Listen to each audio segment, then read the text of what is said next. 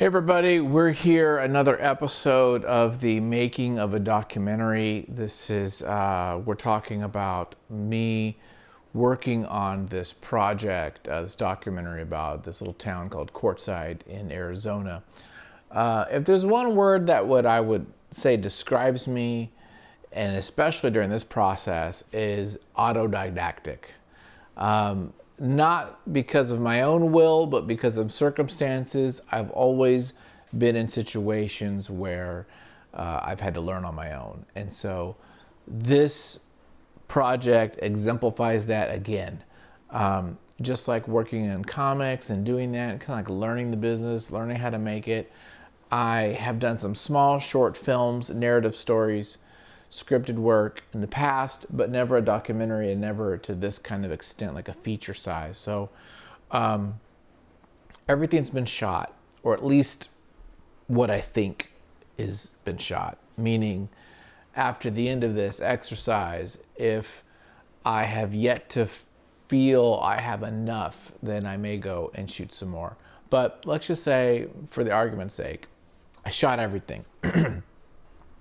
By the way, this is on the Fujifilm X-H2. I'm using a manual little lens. It's a 25 millimeter. It's at like f/16 right now, just so you know, those techie guys out there. And I shot everything except for a couple little shots on the GoPro. I shot everything on an iPhone 13 and iPhone 11, both at 4K, 24 frames per second. And I said, you know what? If Spike Lee and some of these other guys can make a freaking film on an iPhone, I can too. I did not use any of the cool adapters, anamorphic lenses, things like that. I wish I would have, but I did not. So it's literally iPhone freaking footage. And towards the end there, I did have this Fujifilm, so I did do a couple interviews and things on this, but very little. So it's mostly iPhone footage, and then, which totaled around probably 15 hours of footage. I then picked out the good stuff, okay, writing everything out. So every video, not shot, but every thing that I shot, right, every MOV file, right, that was created, I wrote down the number and I wrote down what it was. Right, for everything. So all these, hundreds and hundreds. And some of them have little stars. I said, okay, that's good. 3 stars, 4 stars, 0 stars. So I'm basically picking out the things that I really liked, that I thought was good. I put those in DaVinci Resolve. I'm using 17, it's free. That came to about 15 hours. I then narrowed that down using the star system, we'll call it, to about 7.5 hours. I got 7.5 hours of footage. Over the last 3 weeks, I've been chopping it up, trying to get this thing to a position where I feel I have like a rough draft of a film, which I then need to do some other steps that we'll talk about in a moment. Right now, it's at 2 hours and 4 minutes. Still too long. It needs to be about an hour and 50, an hour and 45 minutes. So I still have to cut stuff. And now it's getting hard because everything I like, everything is a 4-star. Everything is like, I just got to find stuff that doesn't fit the narrative. A couple things I've learned. 1. Editing is a skill, an art form, and it is storytelling. It is where the story is coming together. I feel like this is really where I'm making the film, especially in documentary, where, if I have a script, I wrote the script, we shoot the script, I can go by the script. I'm going in reverse. I now have footage. I have to now find the script. You know what I mean? I have to now go through it and see what sentences are important that we need to keep in the film and what sentences work together. If you just think of it as a script, excuse me, it's a freaking challenge. And in this project, I've been debating, like, what is the through line? Is it Colleen and her decision to become a council person, the election and post-election? Or is it the town and the different denizens and people that live in the town, a collection of those? Is it Colleen's other interest in crafts and her business and being a vendor? You know, all these different things. Or is it just the politics of the town? So there's all these different stories that this could be. And I'm trying to figure out the one I want and then tailor it to that. And it doesn't really have an ending that I want. I had this idea for a really cool ending. That's not happening. So I don't know. Now, you might be asking me, what is all this behind me? So this is actually the film in posted form. These are all the scenes in the film in order that I'm like playing with, right? Oranges are interviews. These are different scenes. These darker blues are, action things that are happening in the car, or kind of an action-y scene. A lot of talking heads, which is kind of the light blue ones. And I'm just trying to like organize this. So I have this organizational tool to kind of help me conceptualize on the big picture the film. I then have a notebook full of notes on each shot and what is going on and what I'm saying and what that's about.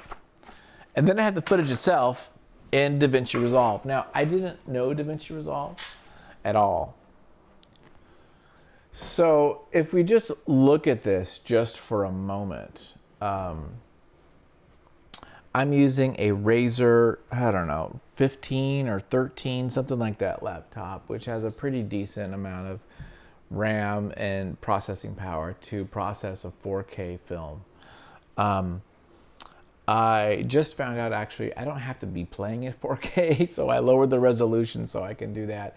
And because it's basically an iPhone film, I did do some fun things in Fusion where I'm kind of doing some lux and some little tricks to make it look a lot better visually, so it doesn't look like a horrible iPhone film, but we can fart with it and play with it so it looks like something that perhaps a film camera would use. So for instance,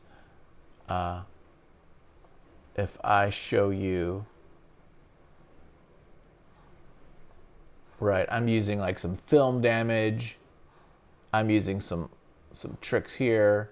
So this is the original, but now with the added little effects and stuff, I can kind of make it a little softer because the iPhone is really harsh. It just feels really sharp. I actually don't want it that sharp. So kind of playing with it. I put a little vignetting anyway, just to kind of make it a little more cinematic. I mean, I'm really not going to be fooling anyone, but just for my own like shits and giggles and aesthetic thought. I've used Adobe Premiere years ago, and I use LumaFusion, which is like a phone kind of software for a lot of my YouTube videos, but I've never really used something kind of high powered. I've never used Final Cut or anything like that. So, but I know kind of like the basics. And I basically watched a couple of YouTube videos, and then I'm just like off running. So that's what I'm doing now. As you can see, and if you want more videos, maybe I can do some more videos about what I did and how I kind of like work through things. But basically, I'm putting everything in here. There's times I'm going to put some little like titles and things in here, some effects, with her promos. I'm listening to everything with headphones because I just want to isolate myself from all the other distractions, and I feel like I have a little bit better sound. One of the things I learned after, when I'm editing this, there's a million things I've learned. One is my freaking microphone that I've been using this last trip.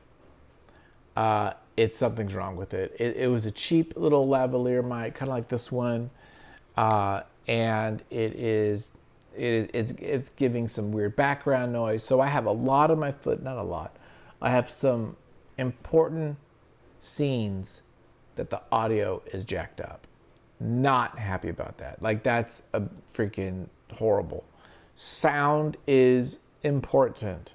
Lighting is important. I have some shots as well that is just too freaking dark. Now the iPhone, you can do some dark stuff, but it's super grainy. And so I've got some shots that bad lighting, bad audio, which is no bueno. So I'm trying to like figure out ways to work around that. That's a pain. Uploading film and getting the footage off the iPhone's also a hassle, because as you know, there's no SD cards in here. There's no way to like do it easily.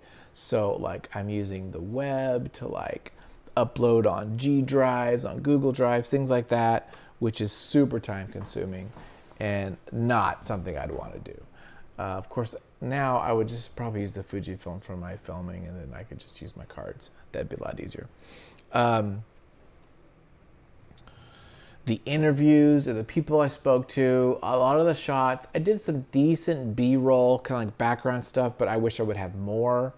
I wish I had more of just like the surrounding, in the trailer, her walking around, doing things that I could use interspersed or intertwined with her dialogue, things like that. Just more coverage on certain stuff I wish I had more of.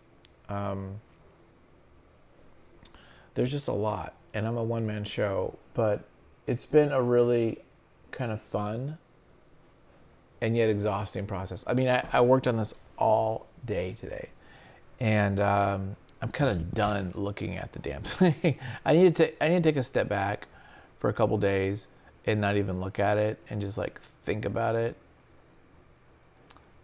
and come back with some fresh eyes to see like, okay, is there anything here that this will work?